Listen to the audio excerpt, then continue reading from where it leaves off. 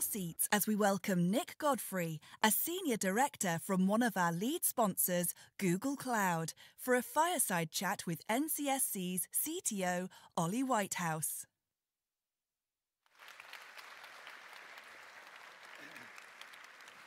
Okay, good afternoon, everyone. Lovely to see everyone here. Obviously, this is the session of Future Tech Beyond the Horizon, and I have the pleasure of being joined by Nick. And so we're going to dig in for the next 10 or so minutes into a number of topics, and so thank you for coming to speak to us. Thank you. So, you know, this panel is focused on future tech, and in the context of emerging threats and enhanced resilience and readiness, what does that mean to you in your role? Yeah, I mean, I think one of the truisms of life is we always have emerging tech, and so I'll sort of focus, if you like, on what's emerging at the moment, which is obviously artificial intelligence. And I imagine a good number of the talks today have been on artificial intelligence or related to it. And you know, there's many potential benefits to society from what we're seeing with artificial intelligence, from healthcare to productivity and so on and so forth.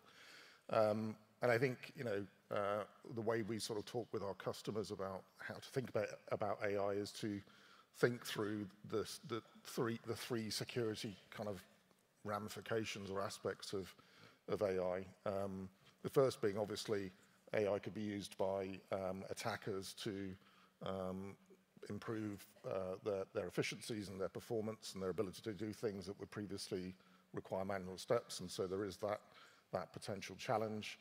I don't personally think that's something that is too concerning at this point in time. I think also that as an industry, we've demonstrated our ability to navigate new technologies and changes to business processes and so on and so forth. And so we'll need to adjust our threat profiles and adjust our controls accordingly as that threat emerges, but it's not something that I'm particularly worried about. The second use case, obviously, in that intersection of cyber and AI is, you know, using AI to benefit the defenders. We're actually quite excited about the potential here. We think there's an opportunity to potentially reverse some of the defender's dilemma because AI could understand your organization, your data, your processes, your people, the very essence of what your company is, and therefore do a much better job of being able to defend it, perhaps, than the current approaches we have. And so we think there's some opportunity over the next few years to think of AI as a kind of, you know, net positive in terms of the defender's advantage. And we're certainly doing a lot to embed AI into our security products to improve the experience of the security analysts, reduce the toil, and so on and so forth. And then the third thing to think about with AI and security is the secure use of AI. We've developed a framework called the Secure AI Framework, or SAFE, and that's basically, you know, the steps that we feel organizations need to go through in order to be able to use generative AI within their organizations. And like a lot of new technologies, some of the controls and some of the security requirements are the same as we have today. And some of them aren't, and some, you know, things will need to be adjusted. And so there's quite a lot of focus on that particular aspect of AI within the companies. So that's AI. And then I think beyond AI, I think the other thing that's really interesting about this particular gathering is, you know, the startup ecosystem that we have, many of which are at this event, and the ability for that innovative group of companies to, you know, tackle these emerging challenges and to continue to provide us with new and thoughtful, innovative, you know, solutions to the age-old problem of cyber. And so, very encouraged to see that aspect of this particular event. That's really great, and thank you. And you and I have been in this industry long enough, and we've seen a number of cycles repeat themselves, I think it's probably fair to say, with regards to new technology coming along, it being found inherently insecure at some later point after it's gained massive market adoption.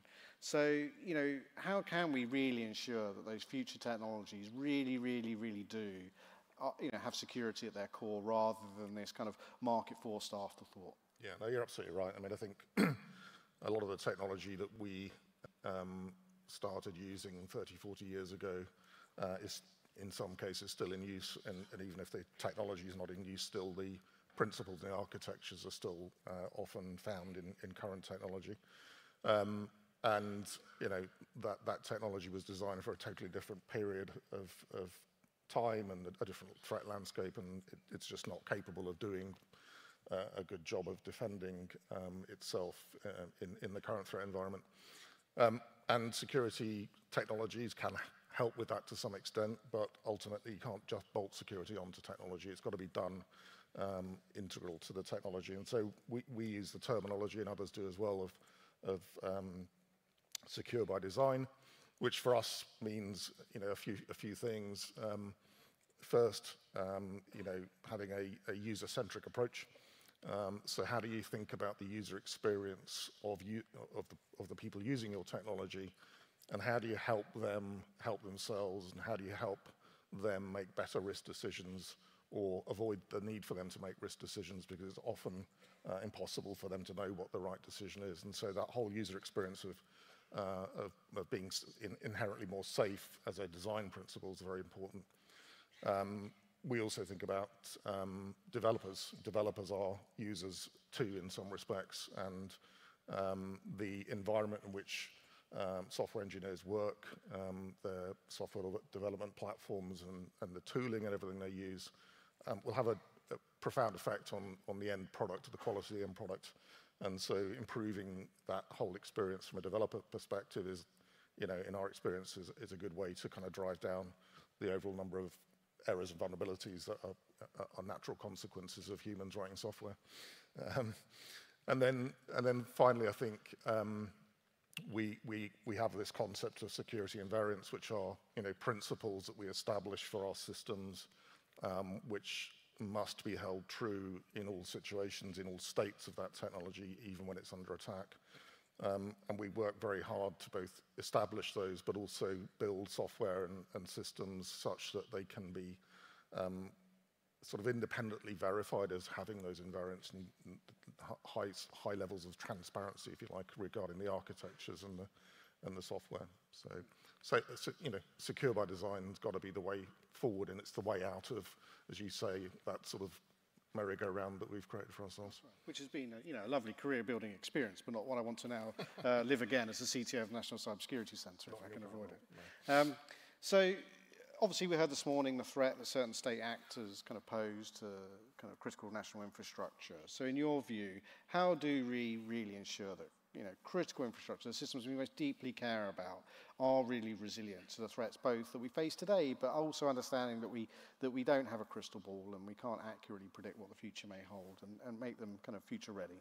Yeah, that's right. I mean, I think we kind of have some view as to what's coming in the nearer term, AI and quantum, and although there's debate as to when quantum is actually going to become a problem. But, you know, clearly we don't understand everything that's coming at us by definition. And so we need to continue, as I said, to think about maintaining our threat readiness and understanding the threats as they emerge and evolve. But I think, moreover, similar to, you know, secure by design, we've got to think about investing in architectures and models for technology which are inherently easier to defend and more resilient.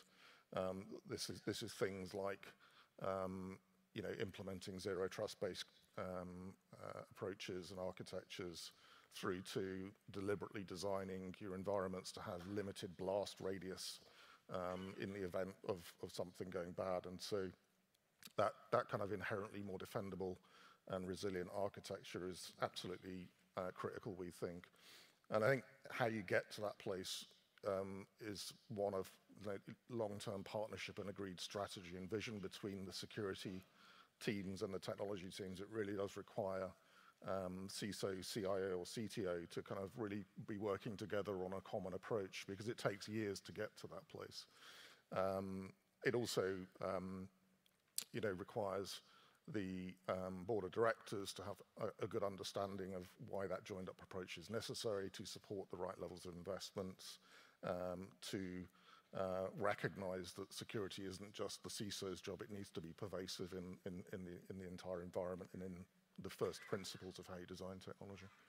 And thank you for that. And for those that aren't aware, you know, Zero Trust has a genesis in Google, right? From Beyond Corp and the Aurora incident. And then we can track its timeline all the way through.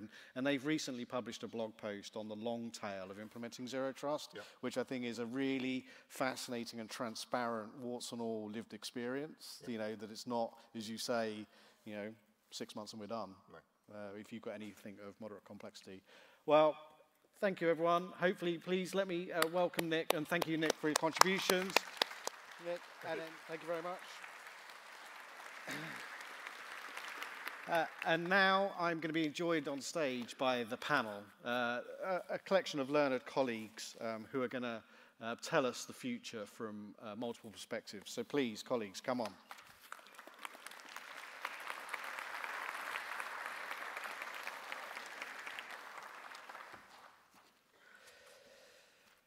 Very good. Well, thank you, everyone, for coming along. So, as we've said, this is a panel around future tech beyond the horizon. So I'm going to ask the panelists to introduce themselves in the first instance, and then we'll go back through with a set of opening remarks before going into Q&A. So, Dame Angela, if I can start with you, please. Thank you, Ollie. My name is Angela McLean, and I'm the Government Chief Scientific Advisor, and I might be the only biologist here today. Thank you. Matt, please.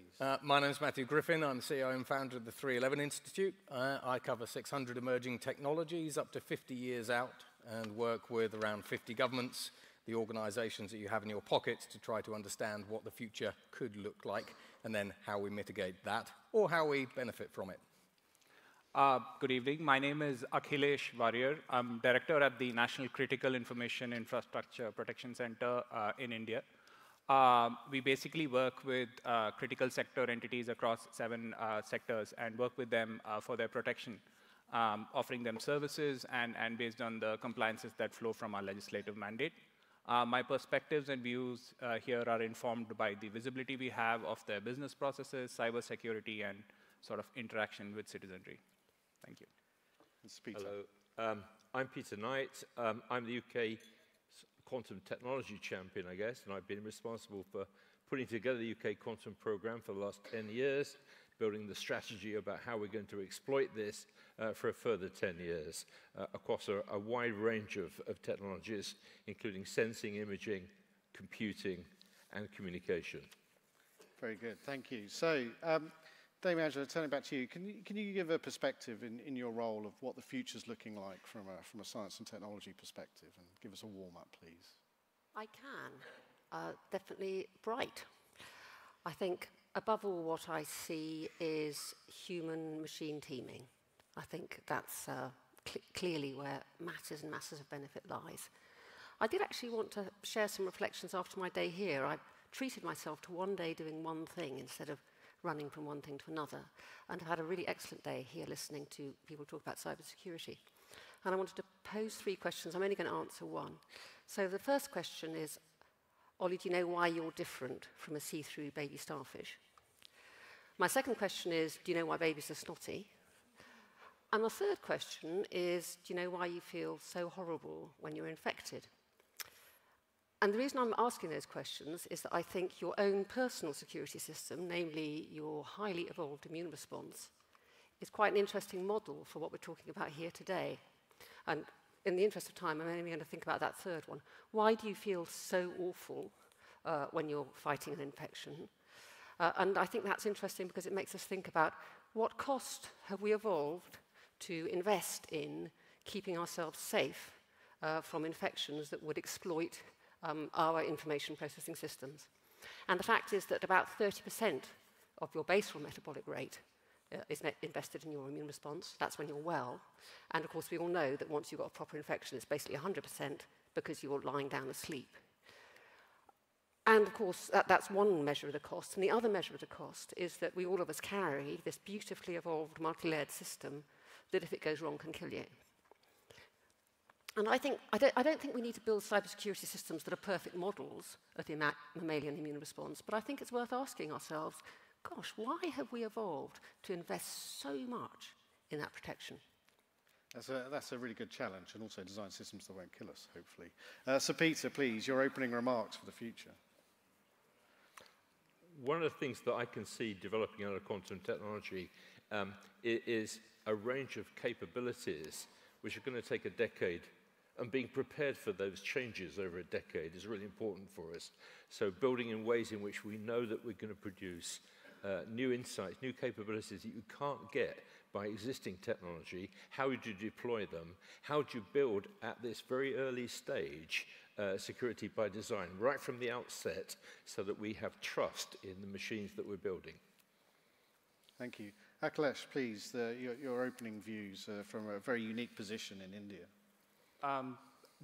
The only thing I would like to say is probably 4 keywords that come from lessons of our own from India is scale, diversity, amalgamation, and sort of learning from history.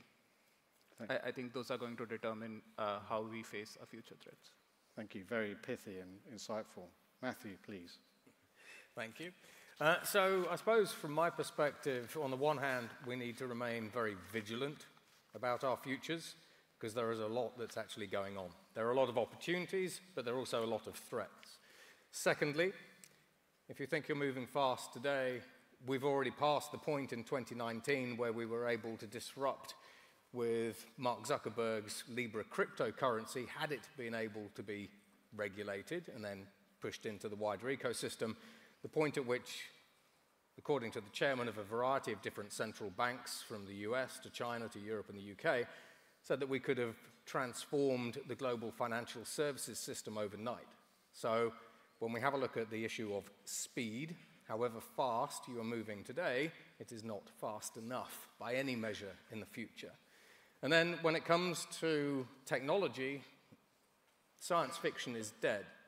So typically I can show you the different technologies, whether it's liquid artificial intelligences, biological AIs, chemical computers, that we've already got in the labs around the world, as well as the holograms, the tractor beams, basically all these kinds of odd things as well, that simply mean that the world that you think you are living in from a technology perspective is not the world that you're actually living in, which then means that you need to be prepared for almost anything, hence us being here. Thank you. So, Damien Angela, turning back to you, you have a very unique perspective being the Chief Scientific Advisor for UK government. And in that role, you would have seen the power of data science and machine learning being applied to a whole range of problems in it. In your view, where do you think cybersecurity should be inspired in terms of both threat and opportunity and what the future might hold, and specifically drawing on your biological background? Where would the warnings be to this community as we kind of go on a learning path? Well, we've talked a lot about diversity today, actually. So I'm going back now to my second question about why are babies snotty. One of the reasons babies are snotty is they don't inherit a fully functioning immune response. So, we have this whole all of us vertebrates have this large chunk of our immune response which we acquire through life. And that gives us temporal diversity in what our immune response should be. So throughout everything's immune responses, diversity is unbelievably important. You need to be different at different points in your lifespan. And ideally, you also want to be rather different from your neighbours, actually. You're much better off if your immune response is better than that of the people around you. And I think there are some I heard people today talking about patching, which sounds to me a little bit like, maintaining responses that change through time. I didn't really hear much at all in terms of it would be good if the cybersecurity that we built was itself very patchy, so that any attack would always have to confront the fact that any one thing that's responding is only going to be acting in a minority of the potential attack surfaces. So that's question one, why babies are snotty. Very good, thank you. So Peter, turning to you, quantum computing is leading to various innovations, as we know. The example being photonics on chip for integrated circuits and others. From your, again, unique position, both nationally and internationally, what innovations are stemming from the global pursuit of quantum computing that this audience should be aware of, and why? In quantum computing, we're at a place where we've got these noisy intermediate scale machines with very limited capability at the moment, other than some early work on optimization. But the big push is going to be to build quantum error correction, to build a fault-tolerant machine. And there, the innovation is really how do you handle the data blizzard that's necessary to fix the errors. So in particular, having an agility on chip to actually interrogate, fix errors in real time. It's going to be a blizzard of data. It's going to be the equivalent of all Netflix operating around the world at once on one machine. There are ways in which that can be done, and it's incredibly innovative. So that's the first one. The second one is that people are emerging with some real insights into the way that you actually protect your data within a quantum computer. There is those of you who are techie in the audience, to protect the errors and mend them is pretty tough. The overhead is really phenomenal, and there's been some real advances in what's called low-density parity check codes, which bring that overhead down enormously. So technical innovation has been extraordinarily rapid in this field. It's still going to be a distant prospect to build a large-scale, cryptographically significant machine, but I believe it's 10 years away, and that's time enough to do things. Thank you, Peter.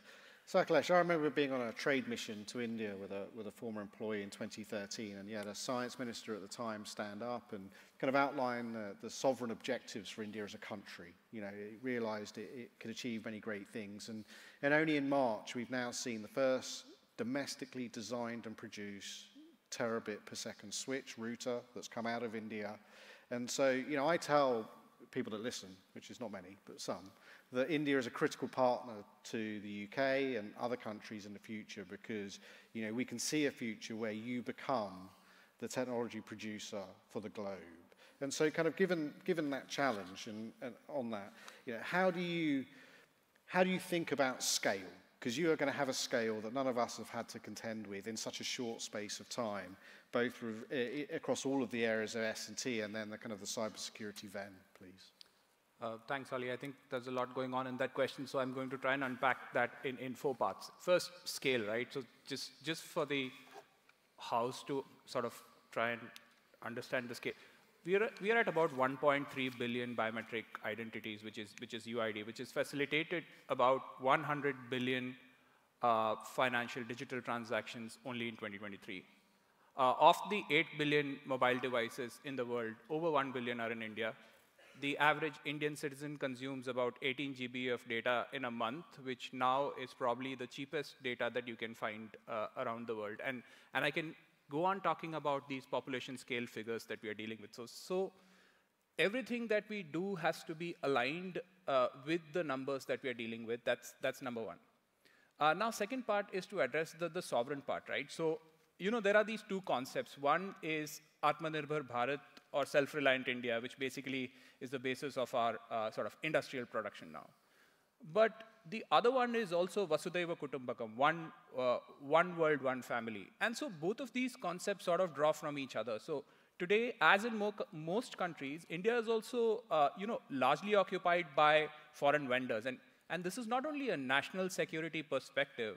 You know, as a technological power, India wants to occupy the entire cybersecurity stack in products and services in the years to come. And that's how you know, we are looking at technology in the years to come. And third part is sort of the, you know, being a critical service provider to the UK. Of course we are, but that's just not all. I mean, we see this as really a 2-way relationship where, you know, we understand and appreciate the formidable prowess and history that UK brings to science and technology generally, but cybersecurity specifically. So everything that happens beyond this 40 billion trade that we have is going to be a 2-way street.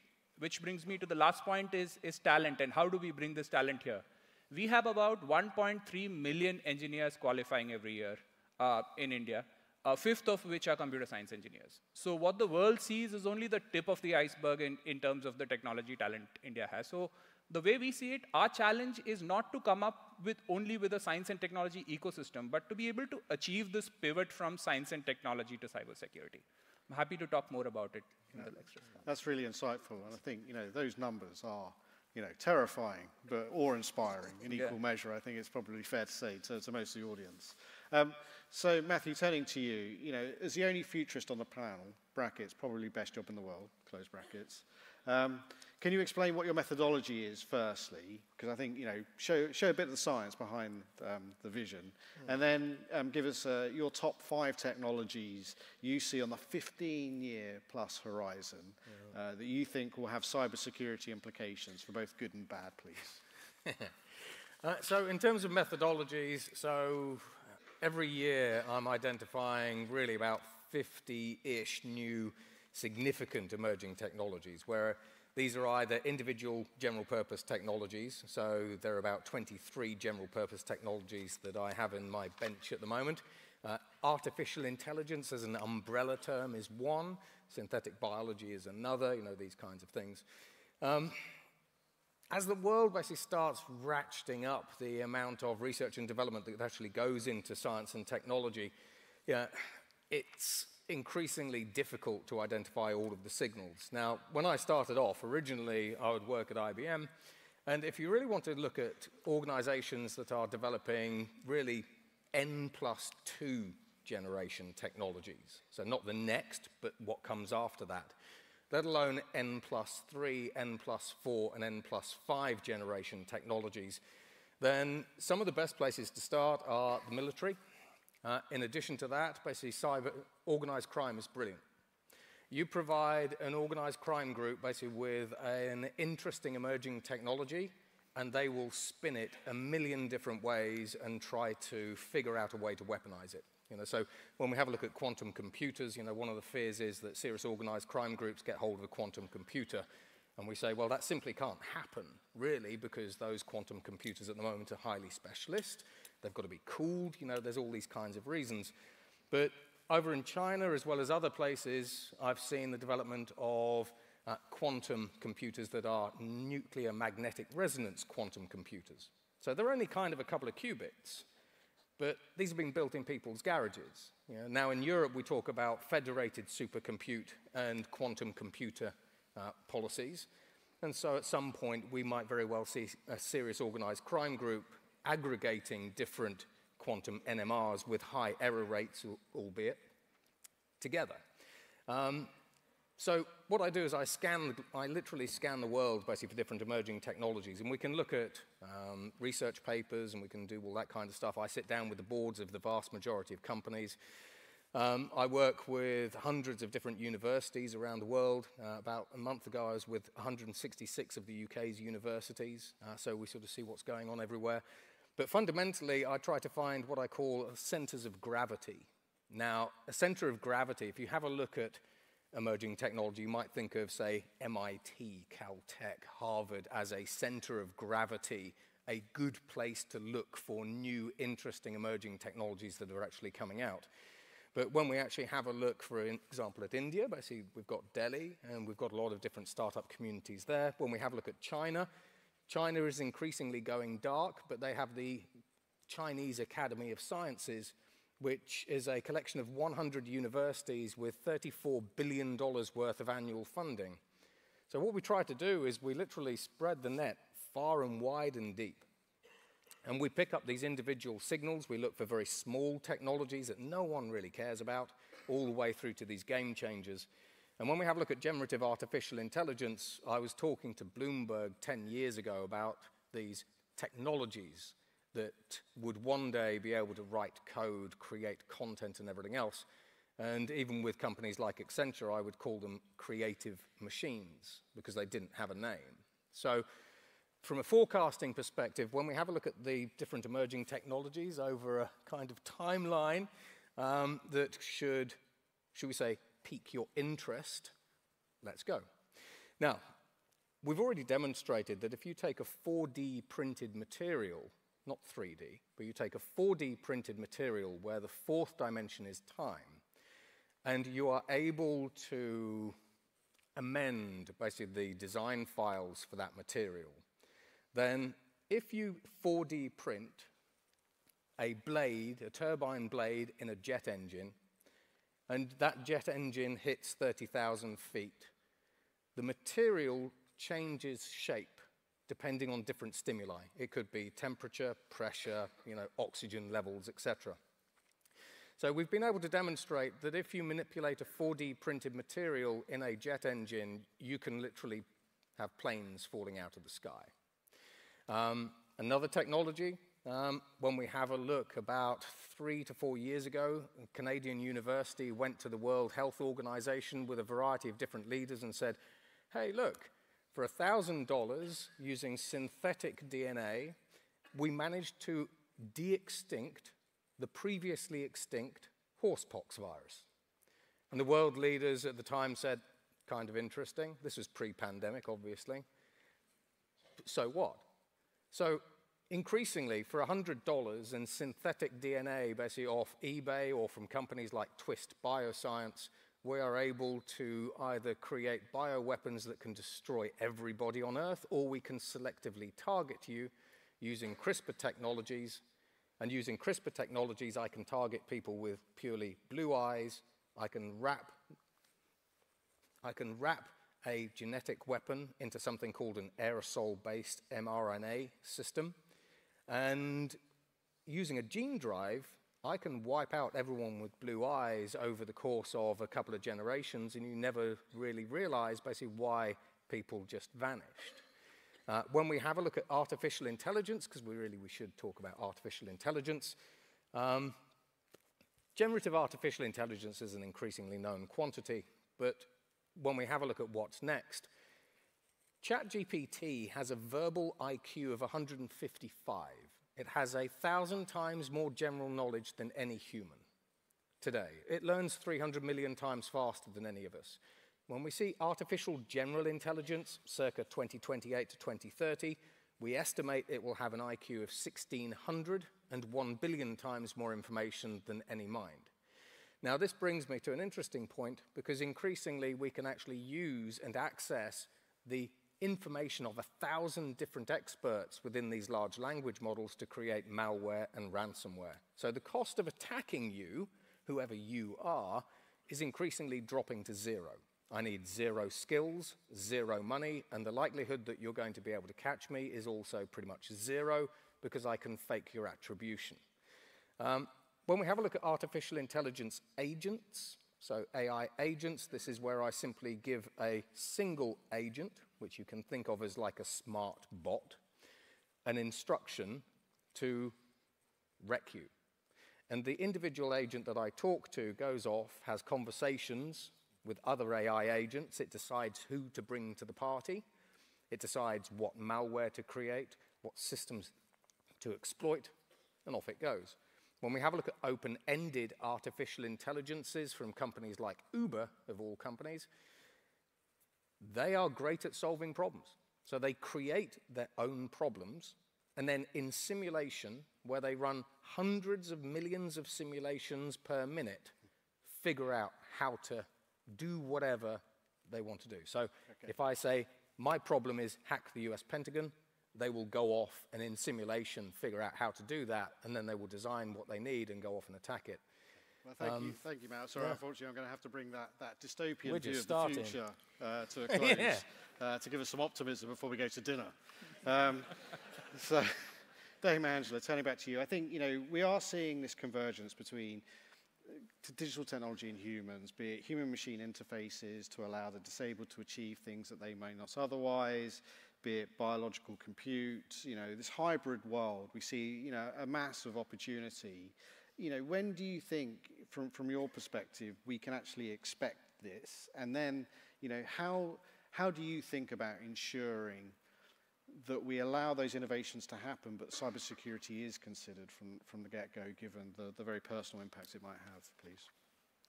Thanks, Ollie. I think we can expect to see this stuff now. That's the place where I would agree with Matthew. For example, just a few days ago, we've had the publication of AI synthetic biology confluence with the publication from Profluent, UC Berkeley a company based in Berkeley in the USA, using AI to generate and then actually create a better CRISPR gene, so a better CRISPR protein.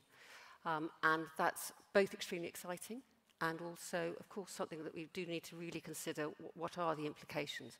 I think both the maximum excitement and the maximum worry lie, for me, there. So at the interface of AI and synthetic biology, engineering biology, if you like.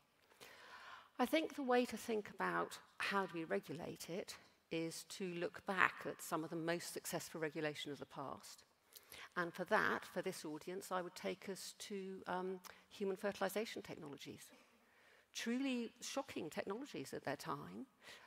And just recently, we in this country have gone through, I think, a textbook case of how to combine government, academia, a little bit of industry, there wasn't much industry involvement there, and fourthly, really importantly, the public, in order to create regulations that allow us to deliver technologies that we might some time ago have thought, gosh, surely we would never do that.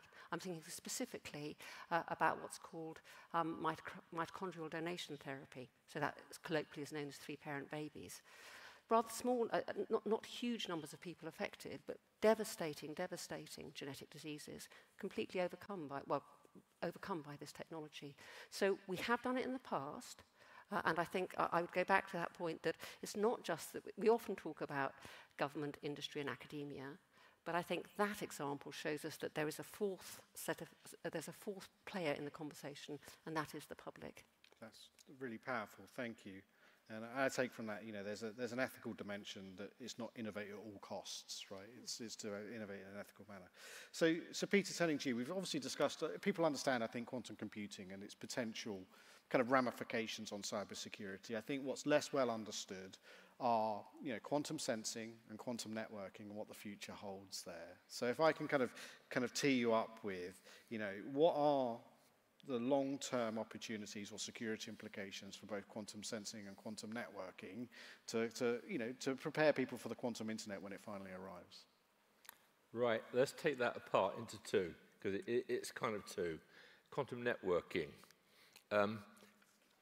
What is emerging is the ability to get quantum machines to talk to each other in a quantum mechanical way, rather than using classical information transfer between them. We do acquire stuff from science fiction. That mechanism is called teleportation. Okay, so if we could get quantum machines to talk to each other in a quantum mechanical way, in a distributed way, it will actually do a whole raft of things which you would not be able to do otherwise. And it will affect quantum computing, because one of the problems that we have at the moment, as we scale the machines up, the cooling power is going to be disproportionate. I mean, the way I phrase it is you boil the fridge, okay? But if you had a modular structure by which processors could work together in a distributed way, it could be transformative. And that's certainly why Microsoft is investing recently quite substantial money in that sort of area. It has a number of implications, because almost certainly we'll be distributing the information via the cloud in some way. And so building in security, building in trust on this one is really important, and that's right. Now, if we look at the sensing side of it, the key parts of what we're able to do is use the ability of a quantum system to actually know something about its environment. And knowing something about environment gives you extraordinary capabilities in terms of situational awareness. You can see what's below your feet. You can see what's around corners. And using some really interesting modular structures, you can start doing functional brain imaging in a way that has not been possible before, where people are completely mobile, just runs like a cycle helmet. And that way, you can start looking at functional brain imaging and looking at the way that decision-making happens in a way that you could not before. And a time when we see that there's going to be an information overload and the machine-person interface is becoming more and more important, that ability to actually spot functional brain operation is going to be really important. When we glue all these things together in terms of situational awareness, we can also solve a major problem in terms of resilience.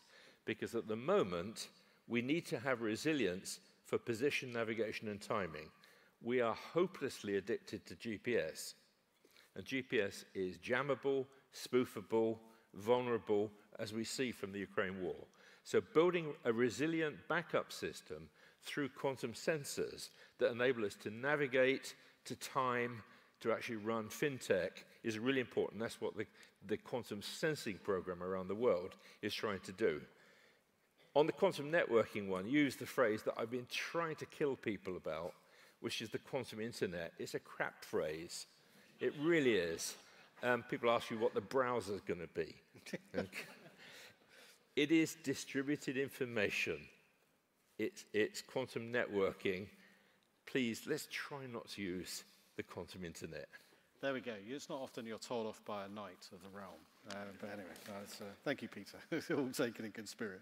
And so, Akhilesh, turning to you, can you give a sense of the strategy that India is employing across government, industry, and academia as it looks to kind of think about securing future technology, to kind of give a sense of how you see that, please?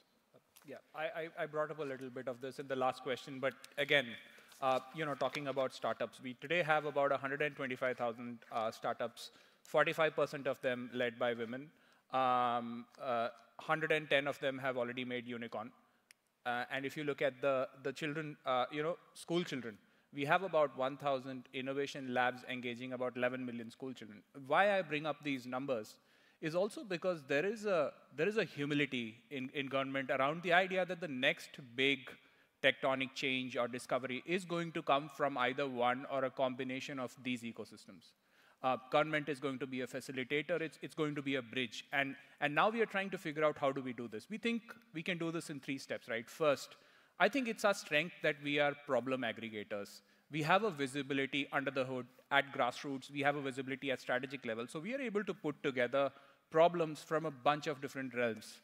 And so if we are able to aggregate all these problems, put them together, and then engage ecosystems for who they are and how they are. Sort of a mutual discovery on the perspectives they come from, the interests they have, while being able to articulate what is it that we are trying to achieve. Trying to arrive at that organic mix. And third, after this sort of a strategic interaction or organic relationship, however we want to see it, we come to some sort of a roadmap on what are the problems we can address through some of these channels. Now, I can give you an example. So in India, over the last quarter, we've done something called the vulnerability. It's called a Pentathon 2024, basically a national level vulnerability assessment. So what we did is, it's a CTF competition for all practical purposes, but the challenges really resemble something very close to critical infrastructure. We put it out to everyone. Within 12 hours, we have about 8,000 people, students from around the country participating in those challenges. And here's the innovative part. So whoever we shortlist from that, the 200, 150 students we shortlist from that on an annual basis, will actually be trained and mentored to undertake the vulnerability assessment at CII entities. So I can give you another example, the Smart India Hackathon, right? It's now become the biggest open source innovation model in the world, where they crowdsource all the problem statements and let it out to the student ecosystem.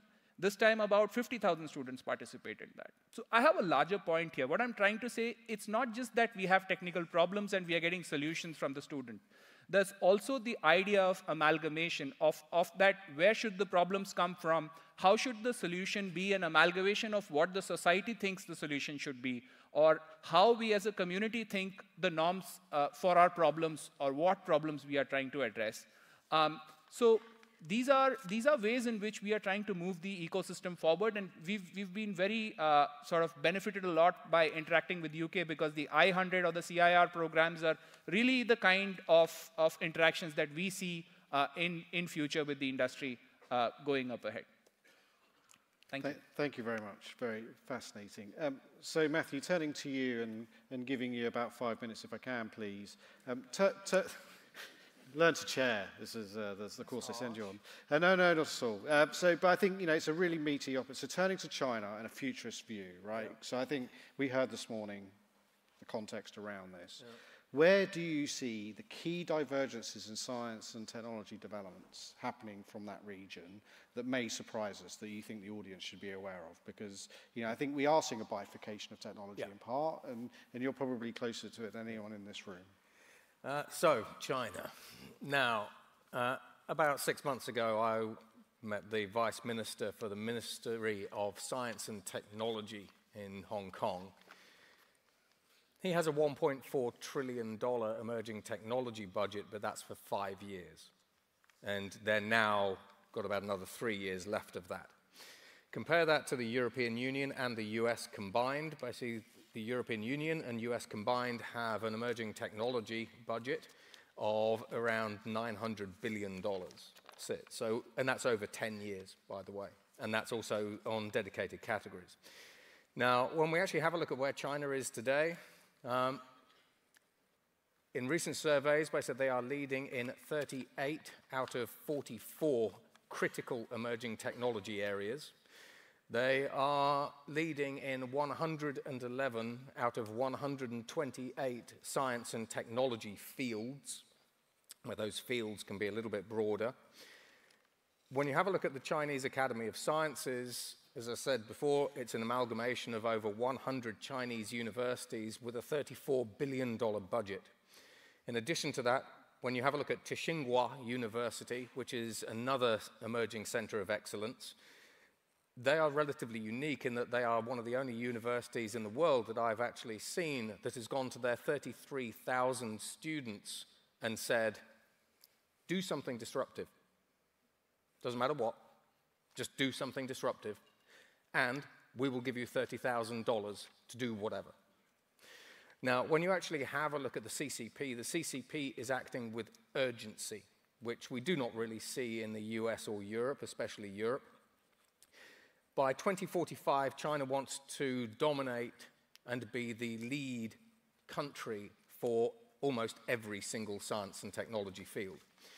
We are seeing a bifurcation in the technology standards. So, for example, we increasingly have Chinese 5G and we have Western 5G. Same with artificial intelligence, same with quantum computing, same with ultra-high voltage cabling systems, synthetic biology, and so on and so forth. Now, while China actually leads in roughly 80 to 90% of science and technology fields, and it's not just based on a peer review or a paper process, when we have a look at quantum computing, the one thing that I actually find interesting is that China leads in all of these different areas, but when it comes to their broadcasting, their quantum computing breakthroughs, they seem quite quiet. Now, bearing in mind, quantum computing obviously provides an almost existential threat to encryption around the world. And that had CISA in a panic a little while ago for a variety of reasons. I find it quite strange that China is either not ahead of anyone else in quantum computing, but given the strategic significance of quantum computing, my gut feel is that they are just not sharing. Now, in addition to that, China has just spent $290 million on something called the artificial intelligence supermind. We do not have this in Europe. We do not have this in America. And I was speaking to the Pentagon the other day and said, you need this. The artificial intelligence supermind project is a large language model system that is quite literally designed to hoover up every single piece of publicly available research on the planet, with the idea being that researchers in China are able to say, we want to understand what the latest quantum computing or synthetic biology breakthroughs are, tell us. And then also show us who are the researchers involved in these projects, and then extrapolate out why should we care. Now, when we actually have a look at that, on the one hand, it allows China to, I would say cautiously, target, but identify people of interest, universities of interest, and research groups of interest around the world, which they can then go and engage.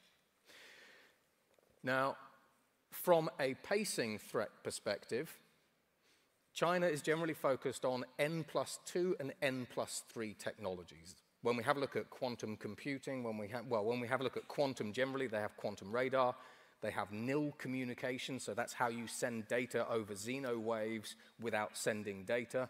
They are way ahead of us in a lot of different technology fields. Now, when we have a look at the pacing threat, they are accelerating. They are trying to replicate some of the United States as well as Europe's key technology ecosystems. They lack some of the financing systems that we actually see over here. But the fact of the matter is that when you actually have a look at China, they're also going dark. So whereas in the West we publish our research and say, look, this is what we've been researching and this is what we've done and these are the experiments and things that we've got results for, the AI Supermind project actually has a geofence around it. If you are not in Shenzhen, you cannot access it. In addition to that, when we have a look at a lot of the Chinese research papers, they are not being published. So over the past 2 years, I have seen China going increasingly dark in terms of the information that they share. In the military space, we also see a crackdown in the bloggers. So if you take photos, basically, of military assets in China, you can now go to jail. So China is going dark, but they are incredibly fast-paced. They are acting with urgency because of the blacklistings, systems and everything else.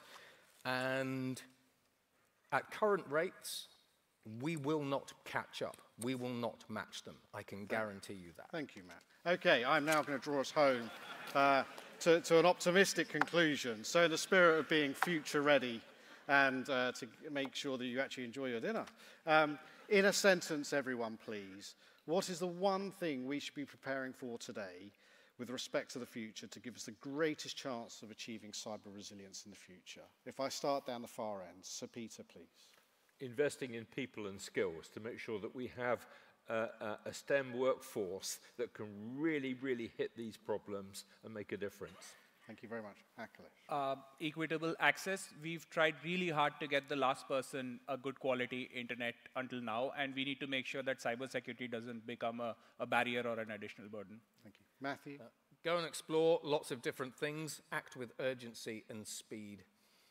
And Dame Angela, final. Remember the scientific method, that reproducibility really matters, explaining your methods really matters, and that's what's got us this far up to now. Well, hopefully you found that fascinating and expanding, and it will be the cause of many discussion over dinner. But please join me in thanking the panel and their contributions.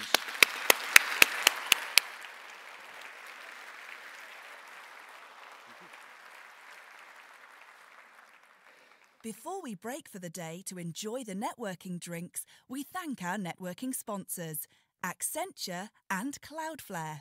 Please welcome Christian Riley of Cloudflare and Freya Arshad of Accenture.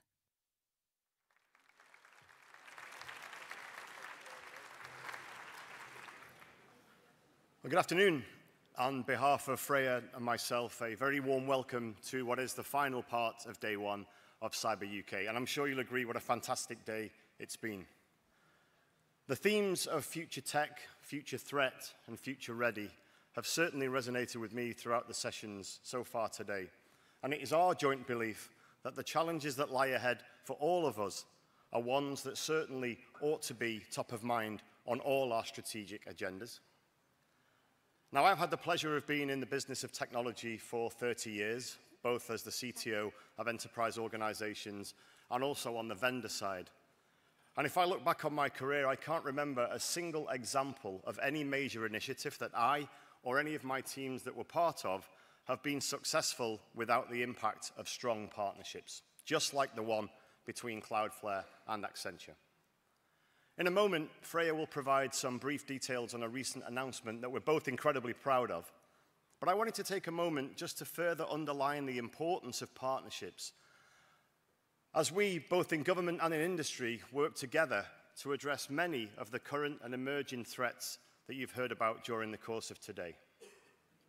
Now, in this morning's opening keynote, you may remember that Felicity talked about the challenge of skills and diversity. It is without question in my mind that we face a growing skill shortage within single entities and single organizations.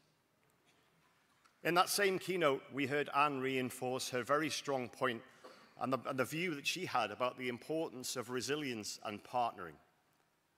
Now, if I put those two things together, whether it's partnering between government departments, partnering between industry entities, it is in fact a very healthy mix that can reap huge reward. So when we combine different skill sets and diverse thinking through strong partnerships and alliances, it enables us to be more adept and more agile in getting ahead of the evolution of the techniques that the state and non-state actors are using. Now, in turn, this helps us improve our proactivity and be more reactive to security postures that we're going to need to support the challenges that we're going to see in the coming weeks, months, and years. Freya. Beginning September 2024, Accenture and Cloudflare will be delivering one of the key components of the active cyber defense capability, the Protective Domain Name System Service, PDNS. PDNS is a key tool to hamper the use of malware distribution and operations within the UK public sector. We're excited about this partnership, working with NCSC to bring innovation to the fore as the UK continues its journey for cyber resiliency. In the essence of this partnership spirit, Accenture and Cloudflare are delighted to be sponsoring the drinks tonight. So without further ado, please join us for a drink and stop by at their booth to hear more about the PDNS delivery that will commence in September. Thank you very much.